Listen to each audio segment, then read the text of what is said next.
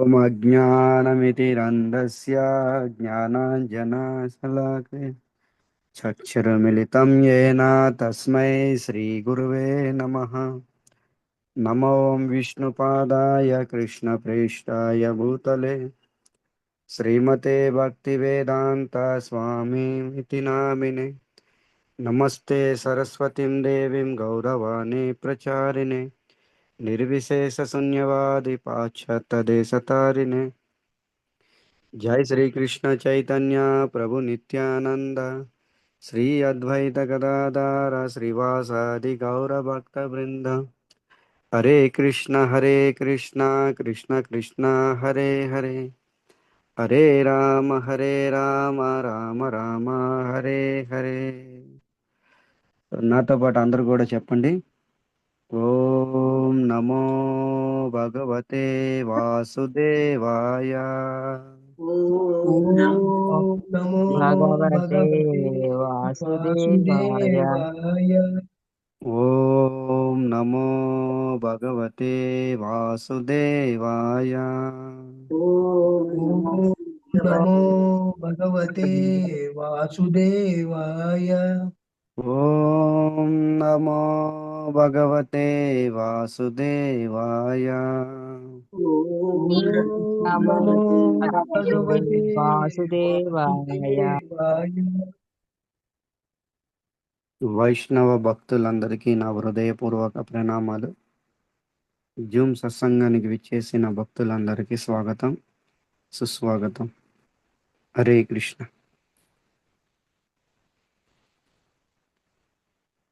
నరసింహ చతుర్దశి మనకి రాబోయే రోజుల్లో వస్తుంది. అందుకే ఇప్పటి నుంచే నరసింహస్వామి యొక్క స్తుతి మనం చేయడానికి సిద్ధంగా ఉందాం. నరసింహ చరిత్ర, ప్రహ్లాద్ చరిత్ర చాలా విస్తారంగా ఉంటుంది. భాగవతం 7వ స్కందం మొత్తం అదే.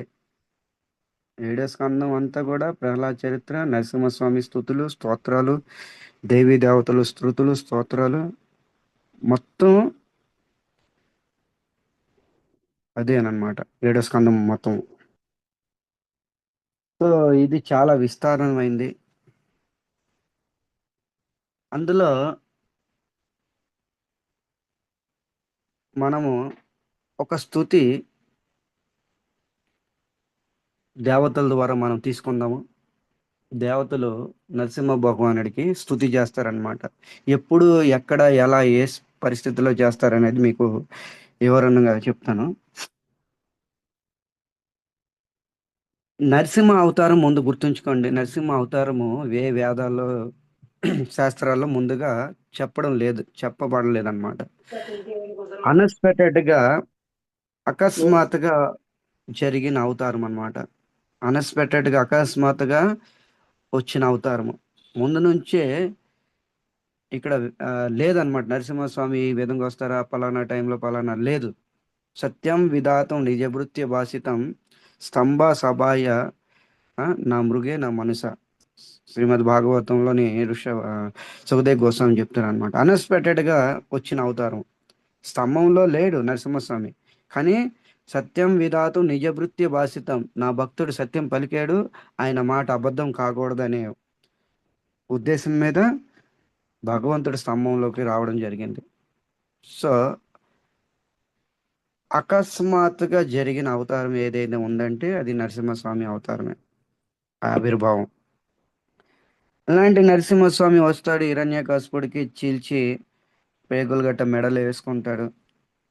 చాలా ఉగ్ర స్వరూపంతోనే, శాంతింపబడకంటే ఇంకా ఉగ్ర స్వరూపంగా ఉంటాడనమాట. అనేక మంది ఆ ముందు లక్ష్మీదేవి వెళ్ళిద్ది శాంతింపబడటానికి, శాంతింపబడడు. ఈ విధంగా మీ అందరికీ తెలిసిందే. నరసింహస్వామి ఎప్పుడైతే ఇక్కడి నుంచి మనకు ప్రారంభమవుతుంది, మీకు వాట్సాప్ కూడా పంపించాను, ఆ నెంబర్ కూడా చూసుకోండి. శ్రీమద్ భాగవతం 7:8:35 నుంచి ప్రారంభమవుతుంది స్తుతి. నరసింహస్వామి హిరణ్యకశిపుడిని చంపిన వెంటనే, వధ అయిపోయింది. చంపిన వెంటనే ఈ విషయం ఎవరు విన్నారు? ఎవరు తెలుసుకున్నారు ఈ విషయము? చెప్పండి. దేవతలు. నరసింహస్వామి హిరణ్యకశిపుడిని హిరణ్యకశిపుడి చంపే ఆ? హిరణ్యకశిపుడి యొక్క అనుయాయులు ఉన్నారు ఎవరన్నా? ఎవరు మాతయ్య? దే దేవతలు కూడా ప్రభు. ఆహా, అనుయాయులు. హిరణ్యకశిపుడితో పాటు ఇంకా మిగతా వాళ్ళని కూడా చంపేస్తాడు కదా, ఉమ్. వాళ్ళని ఎవరు? అనుయాయులు. హిరణ్య హిరణ్యకశిపుడు అనుయాయులు. ఆహా, హిరణ్యకశిపుడు సంహారణ అయిపోయింది. ఈ విషయము, ఈ వార్త మొట్టమొదటిగా ఎవరు విన్నారు? దేవతలు ప్రభు, బ్రహ్మ. ఆహా, కాదు. ఇంకా ఇంకెవరు చెప్తారు? చూడండి, శ్లోకమే ఉంది, మీ దగ్గరే ఉంది, మీరు ఓపెన్ చేసుకోండి. 7:8:35. నేను ఈరోజు ఇది తర్వాత శ్లోకం కూడా మనం చెప్పుకుందాం. హిరణ్యకశిపుడు సంహారణ అయిపోయింది. ఈ విషయం మొట్టమొదటి వినింది ఎవరు? ఉన్న మీ దగ్గర సురాశ్రియ ఉంది, చూడండి లాస్ట్ లైన్లోనే 35 శ్లోకంలో ఉందా? మీరు ఓపెన్ చేశారా భాగవతం మాతాజీ? Yes, ప్రభు. అక్కడ లాస్ట్ లో ఏముంది? సుర సురస్త్రియ. సురశ్రియ. సురులు అంటే ఎవరు? సురులు దేవతలు. అంటే ఎవరు? దేవతలు. శ్రీ అంటే దేవతల యొక్క భార్యలు. అంటే దేవతల భార్యలైన దేవీలు విన్నారు ఈ వార్త. దేవతలు వినలే, అని ఇంకెవరు వినలేదు. వీళ్ళు విని ఏం చేశారో ఇప్పుడు శ్లోకం మనం చెప్పుకున్నాం. జస్ట్ ఇది స్మరణ చేసుకుని చూడండి, చాలా బాగుంటది. నిశమ్యలోక త్రయమస్తక జ్వర తమాది దైత్యం హరిణం హతామృదే ప్రహర్ష వేగో స్థలితాననాముహుం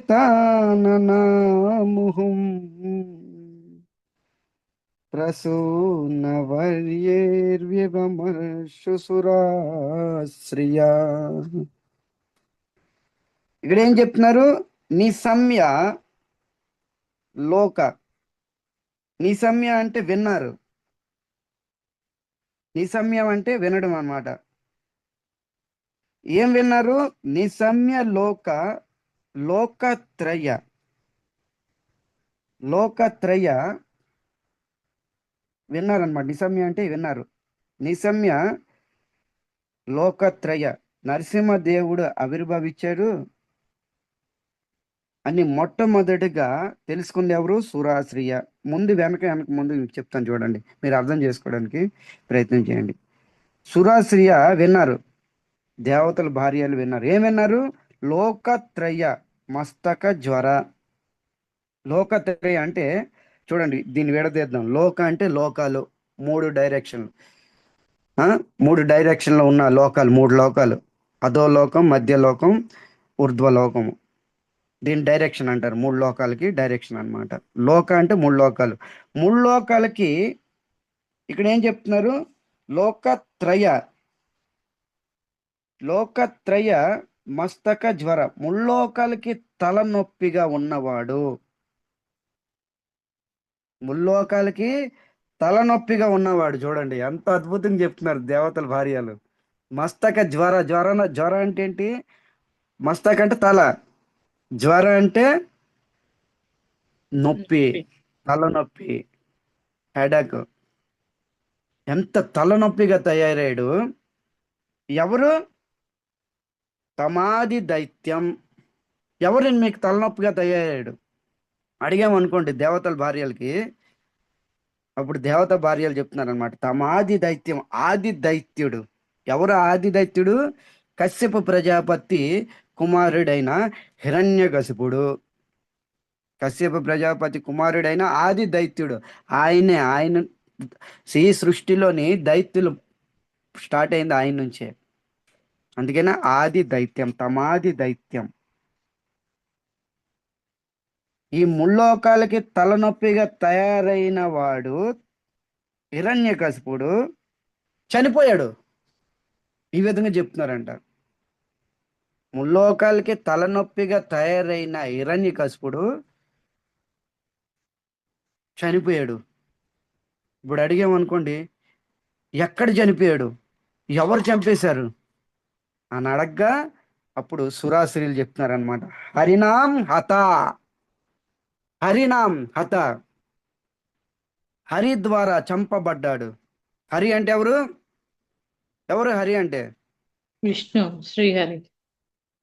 హరి అంటే విష్ణు, హరి అంటే సింహము కూడాను. ఇది కూడా గుర్తుంచుకోండి. హరి అంటే ఎవరు? సింహము. అందుకనే సింహం రూపం ధరించుకొని వచ్చాడు. చూసారా? ఈ అర్థము చాలా చాలా బాగుంటాయి, ఈ అర్థాలు. హరి అంటే, హరి విష్ణు పేరు హరియే. సర్వ హరిచ్చేవాడు హరి, సర్వ అమంగళాలని హరిచ్చేవాడు హరి. మరి హరి అంటే ఇంకొక అర్థం ఉంది. హరి అంటే సింహము.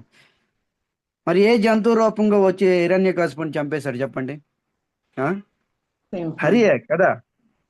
హరి అంటే సింహం, నరసార్ధల రూపం అంటారు దీన్ని. హరినాం హత, హరి వచ్చి చంపేశాడు అంటే సింహం వచ్చి చంపేసింది. సింహ రూపంలో ఉన్న హరి చంపేశాడు, చంపబడ్డాడు. ఎక్కడ? ఇంటిలోనా? లేకపోతే ఎక్కడ? పలానా ఏరియా ఉంటుంది కదా, హైదరాబాదా, లేకపోతే పలానా సిటీలోనా, లేకపోతే ఎక్కడ? అక్కడ ఏం చెప్తున్నారు? మృదే, రణరంగంలోని, రణరంగంలో చంపబడ్డాడు. హిరణ్యకశిపుడి ప్యాలెస్ రణరంగ భూమి అయిపోయింది ఆ రోజుల్లో అప్పుడు. అందుకనే మృదే. ఉం?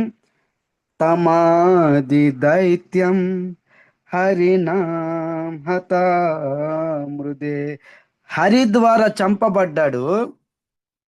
ఈ ముల్లోకాలకి తలనొప్పి అయిన హిరణ్యకశిపుడు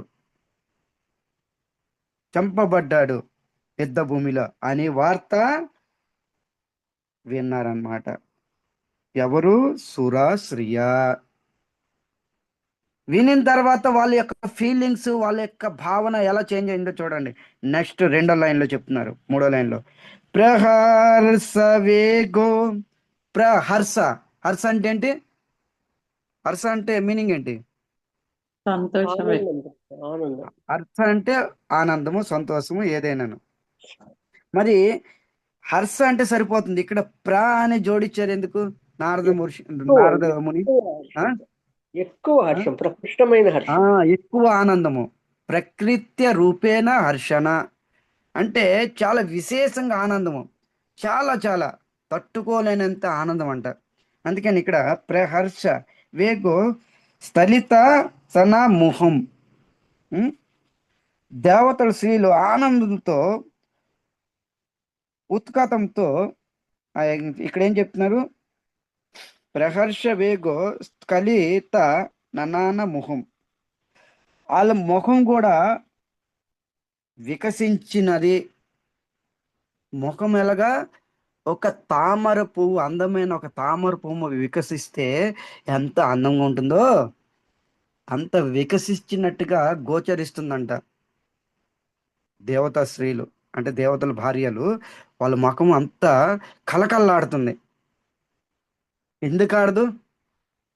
అసలు హిరణ్యకశిపుడు చనిపోతే ముందు ఆనందపడవలసింది దేవతలు. ఇక్కడ పాయింట్ అర్థం చేసుకోండి. కానీ ఇక్కడ ఆనందపడింది దేవతలు కాదు, దేవత భార్యలు. ఎందుకు వాళ్ళే చెప్పండి? ఎక్కువ సఫర్ అయ్యారు ప్రభు. ఆ? భర్తలు భర్తలు సేఫ్టీగా ఉండాలంటే అతను ఉండకూడదు కదా. Right point. నిజమైన స్త్రీలు వాళ్ళు. భర్త యోగక్షేమమే వీళ్ళు యోగక్షేమం అన్నమాట. ఇన్ని రోజులు చూడండి, హిరణ్యకశిపుడు ఎంత దుర్మార్గుడైనా అవ్వచ్చు, కానీ స్త్రీలు జోలికి వెళ్ళే. భాగవతం 7వ స్కందం మొత్తం తిరగండి, ఎక్కడ కూడా లేదు. దేవతా భార్యలను ఎటువంటి ఇబ్బంది పెట్టలేదు. ఇబ్బంది పెట్టింది దేవతలకే. ఒక్కొక్క దేవతకి ఒక్కొక్క దీనిగా ఊడిగం చేపించాడంట. ఒక దేవతకి అంటులు తోమడం, ఒక దేవతకి చీపురు వేయడము, ఒక దేవత కుకింగ్ సర్వీసు. సో రకరకాలుగా గోసేవ సర్వీస్, అది ఇది. గోసేవ అంటే లేదులే హిరణ్యకశిపుడికి, అలాంటివన్నీ పనికిరావు హిరణ్యకశిపుడు. ఏదైనా సరే ఇంటి పని, వంట పని అన్నీ కూడా హిరణ్యకశిపుడు ఉపయోగించుకున్నాడు దేవతలు. ఇంత హైయర్ పొజిషన్లో ఉన్న దేవతల్లో ఇంటి ఊడిగం పని చేస్తే ఎవరికైనా, సతి అనే నారికి ఎవరికైనా కొద్దిగా బాధ ఉంటుంది. అందుకని ఈరోజు హిరణ్యకశిపుడు చనిపోయిన తర్వాత దేవతలు కాదు ఆనందము, ఫస్ట్ వీళ్ళు ఆనందపడ్డారంట. దేవతా స్త్రీలు భార్యలు. ఇక్కడ చాలా అద్భుతంగా ఉంటది. ఆ? హర్ష ప్రహర్ష వేగో, చాలా చాలా ఆనందంతో ముఖము కలువ పూలకు వికసించి శోభిల్లుతుందంట దేవత స్త్రీలు. హిరణ్యకశిపుడు చనిపోయాడు. ఆ వార్త విని దేవత భార్యలు మొట్టమొదటిగా ఆనందం పొందారు. ఆ ఆనందంతో ఏం చెప్తున్నారు? పుష్పవర్షం కురిపించారు. పుష్పవర్షం లాస్ట్ లో ఉంది. ఆనందంతో పుష్పవర్షం కురిపించారంట పైనుంచి. ఇది చెప్పాలంటే చాలా ఉంది ఇందులో సిద్ధాంతాలు. ముందుకు వెళ్దాం మనము. ఇక పుష్పవర్షం కురిపించి దేవతలందరూ తమ తమ భర్త దగ్గరికి వెళ్ళి ఈ విధంగా అన్నారంట, స్వామి, విష్ణు హరి విష్ణు హరి రూపం ధరించి, అంటే సింహ రూపము నరసార్థుల రూపం ధరించి హిరణ్యకశిపుని చంపేశాడు. ఈ విధంగా ఆనందంతో చెప్తున్నారంట. ఆ ఫీల్ మీరు అర్థం చేసుకోండి. ఇవన్నీ నేను కొద్దిగా మనం ఏదైనా భాగవతం చెప్పుకున్నామంటే ఆ ఫీల్డ్లోకి వెళ్ళండి మీరు అందరూ. అప్పుడు ఆ యొక్క అనుభూతి మనం పొందుతాం. ఆ థ్రిల్ అనేది పొందుతాం మనం ఏదైనా సరే. ఆ? హిరణ్యకశిపుడిని చంపేశాడు హరి వచ్చి. పదండి మనం అందరం కూడా దర్శనం చేసుకోవడానికి వెళ్దాము. రేపు నరసింహ చతుర్దశి వస్తుంది, పదండి అని దేవతలందరికీ తన భర్తలకు చెప్తున్నారనమాట. ఇందులో కూడా ఒక సిద్ధాంతం నేర్చుకోవాలి. ఏ భార్య అయితే భర్తకి ఎలాంటి స్త్రీ దొరుకుతుందో భగవద్ దర్శనం చేయించుకోవడానికి ముందుకి త్రోచే భార్య, ఆ ఇల్లు ధన్యము, ఆ భర్త ధన్యము, ఆ పిల్లలు మొత్తం ధన్యాతి ధన్యము. ఒక్కొక్క దాంట్లో ఇలాంటి సిద్ధాంతాలు. భాగవతం మీకు తెలియక కాదు, భాగవతం మీద సిద్ధాంతాలు పట్టుకోండి మీరు కేవలం అంతే. దేవత భార్యలు చెప్తున్నారని పదండి, ఏ భర్తల్లారా, నరసింహ చతుర్దశి వస్తుంది. నరసార్థుల రూపము నారసింహ, నరుడుగా సింహంగా ధరించిన ఆ స్వరూపాన్ని దర్శనం చేసుకుందాం పదండి. ఇన్ని ఇబ్బందులు, ఆటంకాలు, మీకు ఏదైతే కష్టాలు విఘ్నాలు వచ్చావో అవన్నీ దూరం చేశాడు ఆయన. అందుకని మనం అందరం వెళ్దాము. మీ వెహికల్ రెడీ చేయండి. వెహికల్ మీద మన వెహికల్ మీద, వాహనాల మీద వెళ్దాం అనుకొని సమస్త దేవి దేవతలు, భార్య భర్తలు, ఫ్యామిలీతోని ఆ, సకుటుంబ సమేత, సకుటుంబ సపరవారి సమేతంగా అంటారు కదా, ఈ విధంగా బయలుదేరారంట. బయలుదేరిన తర్వాత వచ్చారు స్వామి దగ్గరికి. స్వామి దగ్గరికి అందరూ రావట్లే, భయపడుతున్నారు ఆ ఉగ్ర రూపం చూసి. ఎందుకు భయపడరు? అలాంటి సింహ రూపం అది. ఆహా. లక్ష్మీదేవి వెళ్ళే భయభీతురాలు అయిపోయి పారిపోయింది. భర్త అయితే నావాడు కానీ ఈయన మూడు సరిలేదు. ఇప్పుడు దగ్గరికి వెళ్ళానంటే ఒక్క లెంపకాయ కొడితే నేను మూర్చి పడిపోతాను, లేదా కోమల్లోకైనా వెళ్ళిపోతాను, నేను ఇప్పుడు వెళ్ళను అనుకుని పారిపోయింది లక్ష్మి. భాగవతంలో ఉంది ఇవన్నీ యాజ్ ఇట్ ఈస్గా శ్లోకాల్లోని. సో ఈ విధంగా సమస్త దేవీ దేవతలు 37 నుంచి 39 వరకు శ్లోకాలు ఇచ్చారనమాట. ఎవరెవరు వచ్చారు అన్నీ కూడా.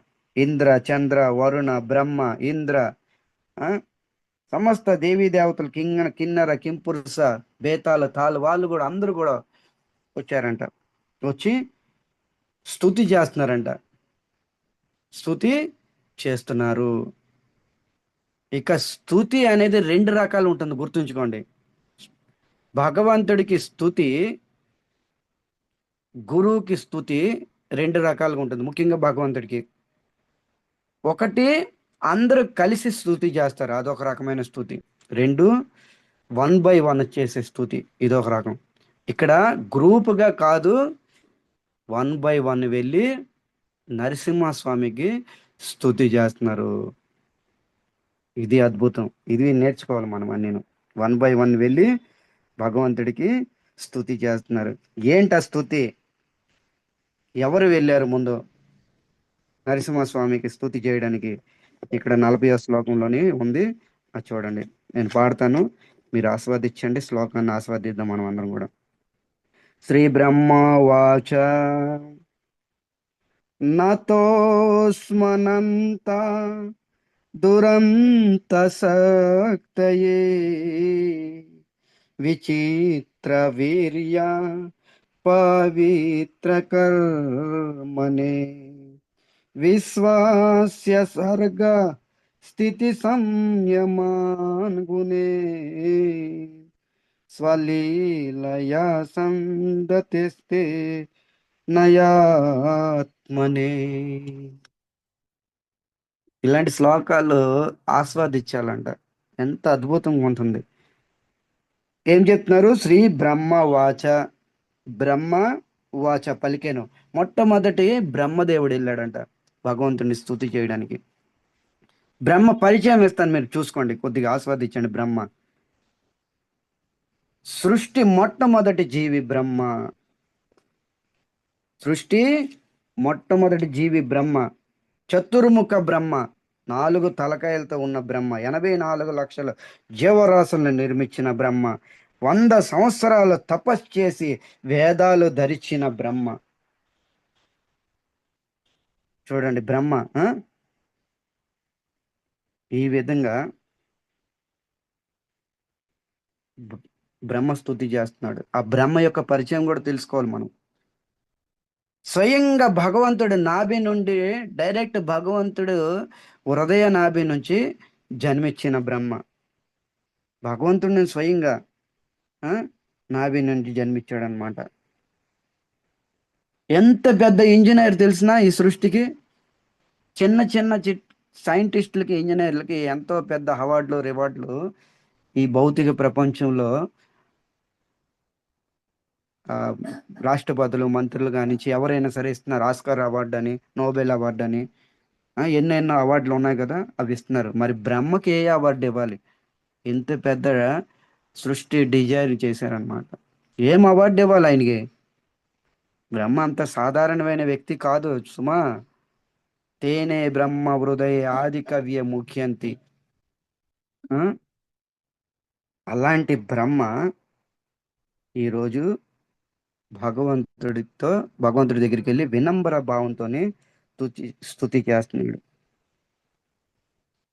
బ్రహ్మ పలికేను, నతో అస్మిన్. నతో అస్మిన్, నతో అస్మిన్ అంటే ఏం చెప్తున్నారు ఇక్కడ? హే ప్రభు, నేను మీకు నమస్కారం చేస్తున్నాను. ఇక్కడ బ్రహ్మదేవుడి మొట్టమొదటి వాక్యం ఏమి ఉపయోగించారు చెప్పండి? ఏముంది అక్కడ? మొట్టమొదటి స్తుతి ప్రారంభం నతోస్మిన్ అంటే ఏంటి? నతోస్మిన్ అంటే నేను మీకు ప్రణామాలు చేస్తున్నాను, నమస్కారం చేస్తున్నాను. ఇక ఇక్కడ ఒక ప్రశ్న, మీరు నమస్కారం చేస్తున్నారు, నేను చేస్తున్నాను, సమస్త భక్తులు, వైష్ణవ గణాలందరూ కూడా భగవంతుడికి నమస్కారం చేస్తున్నాం అందరం కూడా.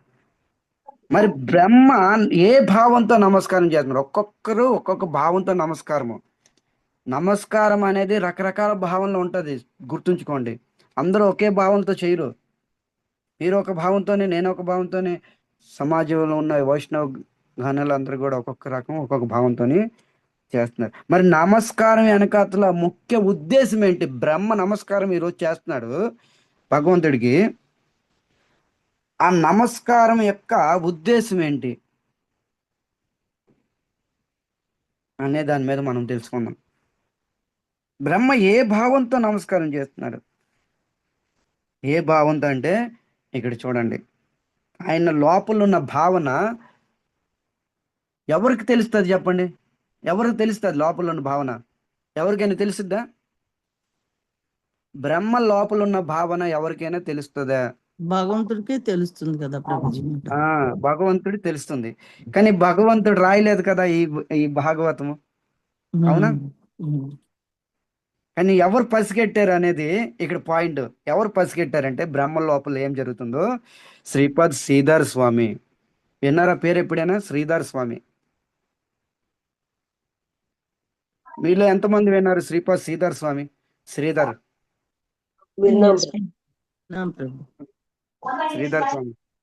శ్రీధర్ స్వామి భవార్ధిత దీపిక అని ఒక గ్రంథం రచించారనమాట. భాగవతం పర్పట్. ఆయన మొట్టమొదట భాగవతం యొక్క పర్పట్ భాగవతం మీద ఎంతో మంతనం చేసి అమృతాన్ని తీశారు. ఈ భాగవతం మదనం చేసి అమృతాన్ని తీశాడంట. ఆ యొక్క శ్రీపాద్ శ్రీధర్ స్వామి యొక్క ఆధారపూరితంగా భక్తి వేదాంత స్వామి ప్రభుపాదుల వారు తన భాష్యం రచించారు. దాని పేరే భక్తి వేదాంత భాష్యము. నేను కాదు, చూడండి, స్వయంగా మహాప్రభు చైతన్య చరితామృతంలో చెప్తున్నారు. ఎవరైతే శ్రీపాద్ శ్రీధర్ స్వామి యొక్క ఆ యొక్క టీకా అంటే అనువాదం ఇవన్నీ ఉంటాయి కదా, టీకా అంటారు దాన్ని, ఎవరైతే చదవరో పూర్తిగా భాగవతం వాళ్ళకి అర్థం కాదు. పూర్తిగా భాగవతం మీద రసాస్వాదనం పొందాలంటే శ్రీపాద్ శ్రీధర్ స్వామి యొక్క కామెంట్ టీకా చదవాల్సిందే. అప్పుడే ఆ యొక్క అనుభవము, అనుభూతి, రసామృతము అన్ని పొందుతవి, స్వయంగా అనుభవిస్తాడు, తర్వాత తోటి వ్యక్తులకి పంచగలడు. చాలా చాలా బాగుంటుంది. చాలా చమత్కారం చేశాడు చూడండి భాగవతం మీద. ఈయన చాలా ప్రసిద్ధి చెందిన ఆచార్యుడు. భాగవతం మీద అనేక వ్యాఖ్యానాలు ఇవన్నీ తీసాడనమాట. కానీ దౌర్భాగ్యం ఏంటంటే అవన్నీ సంస్కృతంలో ఉండిపోయి రోజు తెలుగు కానీ, హిందీ కానీ, ఇంగ్లీష్ కానీ లేవు, సంస్కృతంలో ఉన్నవి. అది కేవలం మా గురు మహారాజ్ దగ్గర ఉన్న, అందుకనే ఆ యొక్క క్లాసులు విని విని నాకు అలవాటు అయిపోయి నేను కూడా అదే దీనికి, అందుకనే మీరు అంటూ ఉంటారు కదా శ్రీవాస్ ప్రభు డిఫరెన్స్ గా ఉంటుంది క్లాసులు, ఇదే డిఫరెన్స్ అనమాట. ఎందుకు? శ్రీపాద్ శ్రీధర్ స్వామి భావాన్ని మీ దగ్గర తీసుకొని వస్తున్నాను. ఇదంతా మా గురువు మహారాజు యొక్క కృప ద్వారా, పరమ పూజ రాధా గోవింద్ గోస్వామి మహారాజు కృపా కటాక్షం ద్వారా నేను అవన్నీ నేర్చుకున్నాను, కోట్ చేశాను. ఇవన్నీ స్వయంగా నరసింహ పురాణంలో ఒక శ్లోకం ఉంది చూడండి. నరసింహ పురాణంలో నరసింహస్వామి చెప్తారు స్వయంగా ఏమని, అహం వేత్త సుఖో వేత్త రాజా వేత్తన వేత్త. ఏం చెప్తారు నరసింహస్వామి? అహం వేత్త, ఈ భాగవత పురాణము అహం వేత్త, నాకు తెలుసును పూర్తిగా, అహం వేత్త. తర్వాత సుఖదేవ్ గోస్వామికి తెలుసును. ఈ భాగవత పురాణం నాకు ఎంతైతే తెలుసో, ఎందుకు తెలీదు? ఆయన రచించింది, ఆయన ముఖారవిందం ద్వారా వచ్చింది, ఆయనకి తెలియకపోతే ఇంకెవరు తెలుస్తుంది? సో నరసింహస్వామి చెప్తున్నాడంట, అహం వేత్త, భాగవత పురాణం నాకు తెలుసు పూర్తిగా. తర్వాత శుకుడికి తెలుసును. తర్వాత రాజో వేత్తన వేత్తవ, పరీక్షిత మహారాజుకి తెలుసో తెలీదో నాకైతే తెలియదు, కానీ శ్రీధరం సకలం వేత్త, శ్రీపాద శ్రీధర్ స్వామి సకలం ఎరిగి ఉన్నాడు. ఎందుకు? నరసింహ కృప ప్రసాది రస్తు. నరసింహస్వామి కృప శ్రీపాద శ్రీధర్ స్వామి మీద ఎంతో ఎంతో ఉంది. ఎందుకు? నరసింహదేవుడి యొక్క ఉపాసన చేశాడు ఆయన, నరసింహస్వామి యొక్క ఉపాసన చేశాడు. ఎవరైతే నరసింహస్వామి ఉపాసన చేస్తాడో వాళ్ళకి భాగవతం జీర్ణం అయిపోతుందంట. సో అదృష్టం కొలది నాకు కూడా మా కులదైవం నరసింహస్వామి అంటే నాకు చాలా ఇష్టము. సో ఇవన్నీ చూడండి, ఇవన్నీ ఒకదానికి ఒకటి సుకృతం యాడ్ అవుతేనే ఇలాంటివన్నీ జరుగుతాయి, చమత్కారాలు. నేను దేని మీద అంటే ఇదంతా గ్లోరిఫికేషన్, భగవంతుడి మీద మీకు నన్ను మాధ్యం చేసుకుని చెప్పవలసి వస్తుంది ఈ విధంగా. ఇది అనమాట సుకృతం అనేది, ఒక్కొక్కటి యాడ్ అవుతూ ఉంటే ఈ విధంగా పలుకుతారనమాట. సో శ్రీపాద్ శ్రీధర్ స్వామి దగ్గర తీసుకొని వెళ్తాం మీ అందరికీ. బ్రహ్మ యొక్క భావన ఆయన కనిపెట్టి ఈ విధంగా చెప్తున్నారనమాట. నమస్కారం ఏ భావంతో చేస్తున్నాడు ఆయన గుర్తుంచుకోండి. నతోస్మి మీద మనం చెప్పుకుంటున్నాం. నతోస్మి, నేను ఏ భావంతో చేస్తున్నానో శ్రీపాద్ శ్రీధర్ స్వామి చెప్తున్నారు. ఏ ప్రభు, ఇవన్నీ సంస్కృత శ్లోకాల్లో ఉన్నవి. శ్రీపాద్ శ్రీధర్ స్వామి యొక్క భవార్తి దీపిక మీకు భాగవతంలో వెతకమాకండి, మీకు దొరకవు, భాగవతంలో మీకు దొరకవు అవి. ఆయన ఏం చెప్తున్నారు? హే ప్రభు, మీ ప్రసన్నత కోసం నేను మీకు నమస్కారం చేస్తున్నాను. దట్స్ ఇట్, అంతే. మనము కూడా మందిరానికి వెళ్తాము, నమస్కారం చేస్తాము. భావన మూడు ఎలా ఉండాలి? భగవంతుడి ప్రసన్నత కోసము నేను నమస్కారం చేస్తాను, ఇంకేం అవసరం లే. మీ ఆనందమే నా ఆనందం. మీరు ఆనందంగా ఉండడానికి నేను తల వంచి దండవత్ ప్రణామాలు చేస్తున్నాను. అంతే స్వామి, ఇంకేం ఉద్దేశం లేదు. బ్రహ్మ మొట్టమొదటి పలుకుతున్నాడు అనమాట. మీ ఆనందం కోసం, మీ ప్రసన్నత కోసం నేను నమస్కారం చేస్తున్నాను. నా తోస్మి. తర్వాత ఏం చెప్తున్నారు? హే ప్రభు, నేను మీకు నమస్కారం చేస్తున్నాను, ఎందుకంటే మీ లీలలు నాకు అర్థం కావడం లేదు. భగవంతుడి లీలలు అర్థం కావట్లేదంట బ్రహ్మకి. ఎవరు ఆ బ్రహ్మ? ఇందాక పరిచయం ఇచ్చాం కదా, చతుర్ముఖ బ్రహ్మ, ఈ సృష్టి అంతా డిజైర్ చేసిన బ్రహ్మ. అలాంటి చతుర్ముఖ 4 తలకాయలు ఉన్న బ్రహ్మకి అర్థం కాలేదు భగవంతుడు. ఒక్క తలకాయ ఉన్న మనము, అది కూడా ఒక తలకాయల గుజ్జు లేదు. ఆ? మనకు భగవంతుడు అర్థం అవుతాడా చెప్పండి? ఏం చెప్తాం మనము? భగవంతుడు పూర్తిగా నాకు అర్థమైపోయాడు, కృష్ణుడు అంటే ఎవరో, రాముడు అంటే ఎవరో, నరసింహ అంటే భగవంతుడు అర్థమైపోయాడు. అలా అనిన వాళ్ళు భగవంతుడు ఎప్పుడో వాళ్ళకి అర్థం కాడు. భగవంతుడిని కొలవలేము. కొలిసిన వాళ్ళందరూ కూడా వెళ్ళిపోయారు. బ్రహ్మాది రుద్ర దేవతలు కూడా అందరూ కూడా కొలవడానికి వచ్చారు. అందరూ కూడా మోహితులైపోయారు.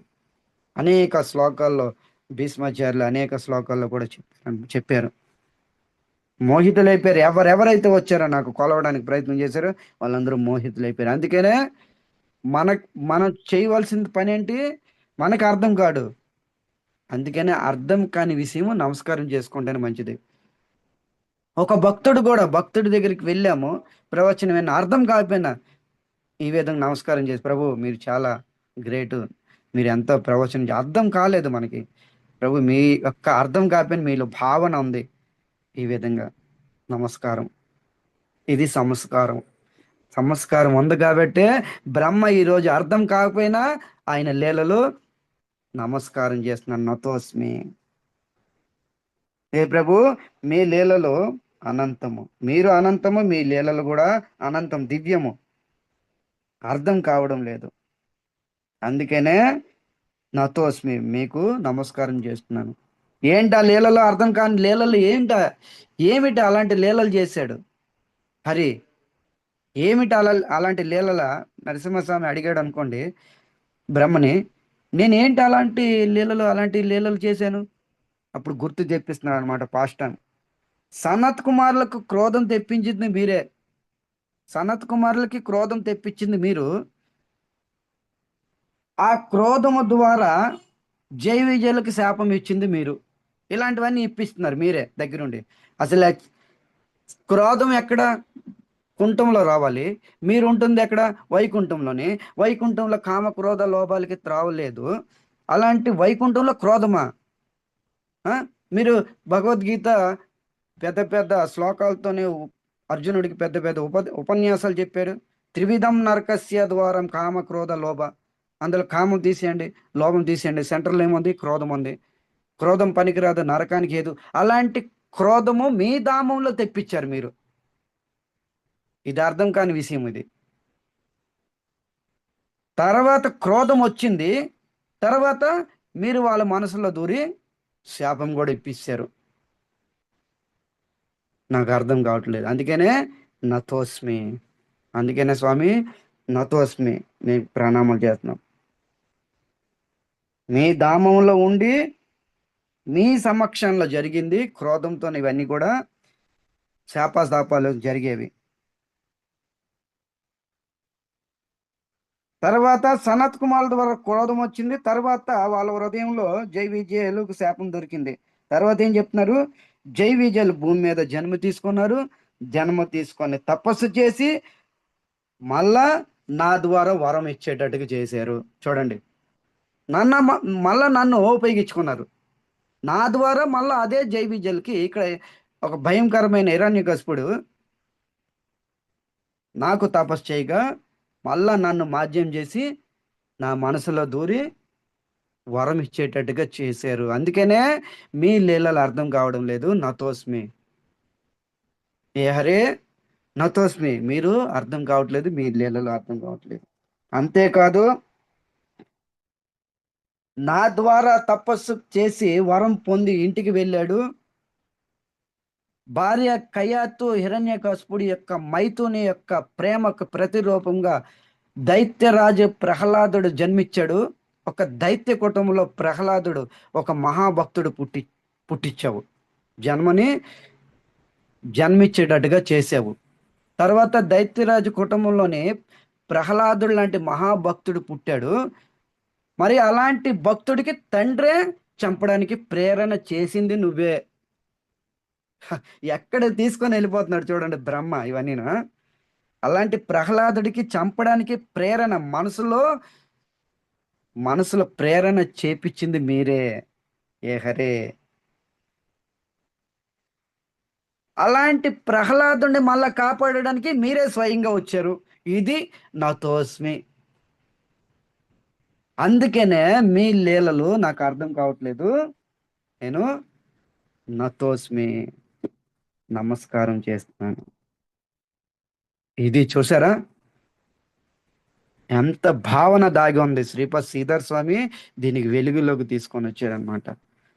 ఇవన్నీ కూడా బ్రహ్మ ఏదైతే చెప్పుతున్నాడో అంత రాంగ్ ప్రూఫ్ చేస్తున్నాడు కృష్ణుడికి. నువ్వు భగవద్గీతలో క్రోధం వేయడం క్రోధం తెప్పించేటట్టు చేసావు. అన్ని చేసినవన్నీ ఇలాగే చేసావు. అది లీలలు అనమాట. చూడండి, మనం అనుకుంటాం ఏదేదో అనేసి, ఇప్పుడు మళ్ళీ గుర్తుకొచ్చేస్తుంది మనకి. ఇలా చేశారు కదా స్వామి, భగవంతుడి ప్రేరణ లేదు ఏది కూడా. భగవంతుడి ఆజ్ఞ లేనిది ఆకు కదలదు, క్షేమ కదలదు అన్నీ తెలుసును. మళ్ళీ మర్చిపోతాం. మనకు అర్థం కావు భగవంతుడి లీలలు. అందుకనే కృష్ణుడు భగవద్గీతలో ఏం చెప్తున్నాడు? జన్మ కర్మ చమే దివ్యం యో మే వేత్తి తత్వతః.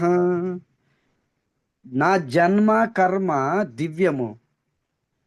జన్మ కర్మ చమే దివ్యం. దివ్యం అంటే ఇదే. జన్మ కర్మ ఎరగడం కాదు, అక్కడ అనలే. దివ్యము ఏంటి? పూర్తిగా గుగ్య జ్ఞానంతో రహస్యంగా తెలుసుకున్నవాడు తత్వ దేహం పునర్జన్మ నైతి మామేతి సువర్జున.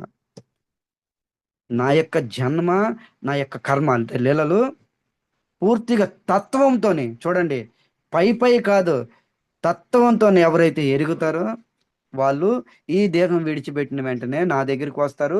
వాళ్ళకి పునర్జన్మ మరలా ఉండదు. ఇక బ్రహ్మే తత్వంతో ఎరగలేకపోయాడు, తెలుసుకోలేకపోయాడు. ఇక మనం బయలుదేరామండి భగవంతుడిని తెలుసుకోవడానికి. అందుకనే తెలుసుకోలేం కాబట్టి అక్కడ ఏం చేయాలి? మనము నమస్కారం చేయడమే ఉత్తమము. నమస్కారం చేయడమే ఉత్తమము, శ్రేష్టము. భగవంతుడిని పెద్ద కొలవడానికి, భగవంతుడి కోసం తెలుసుకోవడానికి డెప్త్గా వెళ్ళమాకండి ఎప్పుడు కూడాను. ఇంకా తెలుసుకోవాలి భగవంతుడు, వద్దు వెళ్ళమాకండి. శాస్త్రము చెప్తుంది, ఆదేశిస్తుంది భగవంతుడిని పూర్తిగా ఇంకా తెలుసుకోవాలని. ఎంతకు ముందుకు వెళ్తారో అంతే ఇంకా లోపలికి తీసుకొని వెళ్ళిపోతాడు. ఇంకా గుగ్గిగా ఆయన తెలుసుకోలేము ఎవరు కూడా. సృష్టి ఆది జీవి బ్రహ్మ. ఈ సృష్టికి ఆది జీవి, మొట్టమొదటి జీవి బ్రహ్మే తెలుసుకోలేకపోయాడు. ఇక మనం మానవులం ఎంత, ఆయన ద్వారా రచింపబడ్డాము బ్రహ్మ ద్వారా. మనం ఎంత తుచ్చమైన బ్రెయిన్, గుజ్జు కూడా లేదు మనలోని. అందుకని భగవంతుని తెలుసుకోవడానికి కాదు, భగవంతుని ప్రేమించడని నేర్చుకోండి. ఆయన కోసం తెలుసుకోవడానికి వదిలేయండి. ఎంత విన్నారో అందులోనే తృప్తిపడి ఆయన ప్రేమించడం నేర్చుకోవాలి. ఇదే సిద్ధాంతము. ఎప్పుడు కొలవడానికి ప్రయత్నం చేయమకండి. ఎన్నెన్నో రహస్యాలు ఉన్నవి. ఇక రేపు ఈ శ్లోకం కంప్లీట్ చేద్దాం మనము. ఎంతో చక్కగా చెప్తున్నారు. నతోస్మి అనంతాయ దురంత శక్తియే విచిత్ర వీర్యాయ పవిత్ర కర్మని. ఇవన్నీ ఒక్కొక్క వాటికి చక్కగా మనం అందరం కూడా శ్రవణం చేయడానికి, దానిలో ఉన్న రసాస్వాదనం తెలుసుకోవడానికి ప్రయత్నం చేద్దాము. చాలా అద్భుతమైన స్థుతి. తర్వాత రుద్రుడు స్థుతి చేస్తాడు, తర్వాత ఇంద్ర చంద్ర అనేక మంది స్థుతి చేస్తారు. ఈ విధంగా మనం మళ్ళీ రేపు బ్రహ్మ యొక్క స్థుతి కంప్లీట్ చేయడానికి ప్రయత్నం చేద్దాం. ఇంతవరకు సెలవు. హరే కృష్ణ. ఇంకా ఎవరైనా ఏమైనా పాయింట్స్ ఏమైనా ఉంటే మీరు చెప్పవచ్చు.